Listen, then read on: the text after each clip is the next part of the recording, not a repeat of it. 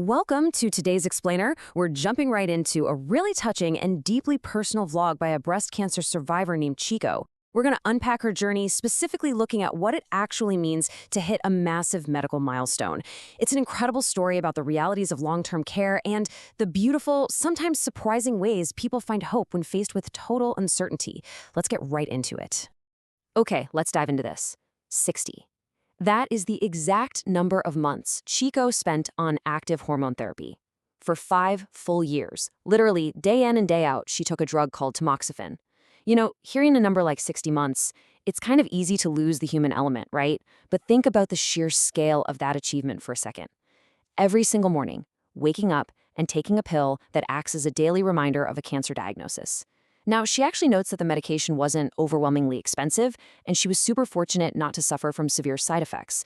But still, completing half a decade as this daily regimen, that brings an immense, almost indescribable sense of accomplishment. She officially reached the finish line of this specific treatment phase. But to really, truly understand the gravity of this 60-month milestone, we have to look back at where she started. 5 years ago, when Chico was first diagnosed, her child was just a toddler. Can you even imagine? She was suddenly facing 2 surgeries, radiation therapy, and these agonizing debates over whether or not to undergo chemo. In her own words, she actively prepared for death. She was absolutely terrified of dying right then and there, at that specific timing, and leaving her young child behind. But as she reflects now, she has lived these 5 years. She's been able to stay alive, stay well, and watch her child grow up right alongside her husband, her family, and her friends. That simple fact, just being here 5 years later, carries a phenomenal amount of emotional weight. And this brilliantly illustrates a major misconception a lot of us have about cancer remission. In the medical world, for a lot of standard cancers, hitting that 5-year mark without a recurrence basically means you're considered safe. You're in the clear.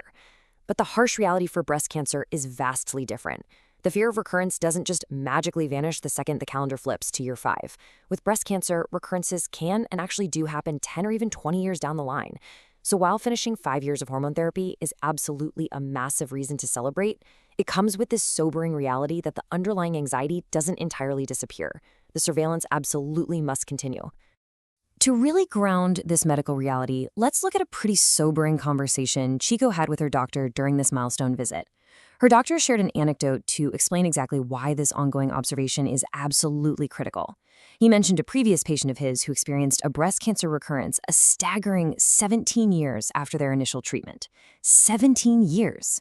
Now, he wasn't sharing this to be alarmist, but rather as a practical explanation of why he emphasizes that, hey, if a tumor were to grow after stopping the medication, they'd simply have to restart the treatment. It's literally a lifelong partnership with your health. Which actually brings us right into the consultation room for this specific visit. Going into this pivotal appointment, Chico was dealing with some pretty severe pre-appointment anxiety. She'd been noticing the stiffness in her left thumb, especially as the weather was getting colder. But it wasn't just stiffness. She felt her left thumb looked slightly swollen compared to the right one. Now, why is this so significant? Well, as part of her treatment, she had lymph nodes removed, and that puts her at a known risk for a condition called lymphedema, which is basically a swelling caused by lymphatic fluid buildup. So she was hyper-aware of this, carrying this intense, lingering fear right into the clinic. Fortunately, when she showed the doctor, he examined it and noted absolutely no clinical abnormality. It was a huge relief, but man, it just goes to show how the mind of a survivor is literally always on high alert. Now, after confirming her thumb was totally fine, the consultation took this hilarious turn. The doctor, who's working on autopilot like so many busy medical professionals do, just says, okay, I'll prescribe your usual medicine, and starts to wrap up the appointment. Chico literally had to stop him and say, wait, doctor, I've been doing this for 5 years. Didn't you say the hormone therapy ends at 5 years? The doctor pauses, checks her chart, and replies with this incredibly casual reaction. Oh, it really has been 5 years? Should we wrap it up then? I mean, after all the anxiety and the massive buildup to this 5-year anniversary, her own doctor had completely forgotten. It's such a wonderfully human moment, and it injects some really tasteful humor into a very serious journey. So, the crucial point is, how does her life practically change from this day forward? Well, for the past 5 years, her routine was locked in, taking tamoxifen every single day and visiting the hospital for checkups every 3 months. Moving into the future, she shifts strictly to observation. The daily meds, gone. Her hospital visits, dropping dramatically to just once a year. However, this does come with a slightly annoying new administrative hurdle. Because of how her hospital's specific booking system works, she actually can't book a year in advance. She has to remember to call the hospital exactly 6 months prior to her next checkup to secure her spot. It's a minor annoyance for sure, but honestly a very fair trade for getting her freedom back from those quarterly clinic visits. Picture this. Chico walks out of the consultation room, and for the very first time in 5 years, she gets to walk right past the hospital pharmacy. She doesn't have to stop to pick up her medication. That incredibly liberating feeling just washed over her, and she immediately took 3 specific steps to ripple this joyful news out to her support system. First, she fired off a quick text message to her husband. Second, she messaged a relative who actually works as a nurse.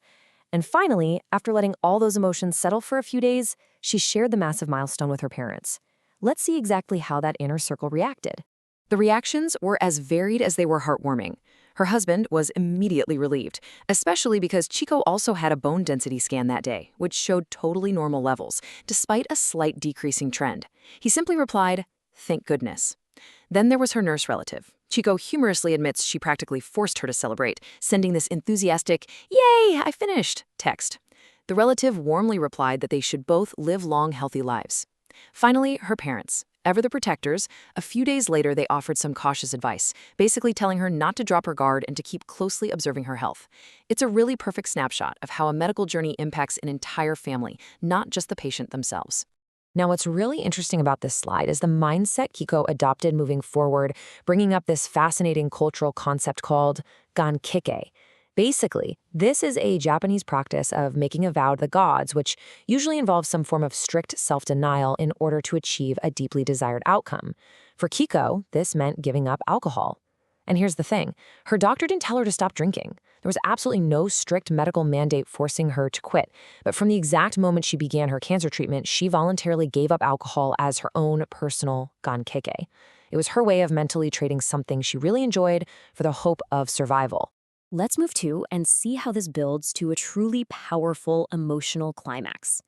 On the very day she finished her 5 years of treatment, her husband actually offered her a drink. He said, "Surely it's okay to have one today." But Chico flat out refused.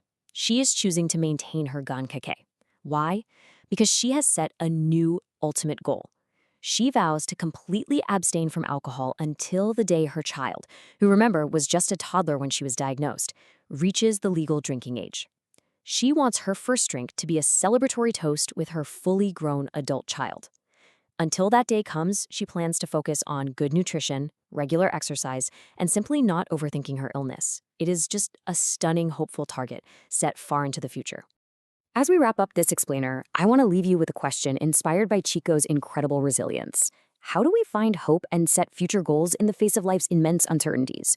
You know, Chico's story isn't just about a medical timeline, it's about the psychological triumph of looking forward. By setting a deeply personal milestone years into the future, like sharing a drink with her child, she reclaims her narrative from the disease. I really hope her journey inspires you to think about the personal milestones you're working toward and how we can all navigate our own uncertainties with a bit more grace and long-term hope. Thanks so much for joining me on this explainer, and keep learning.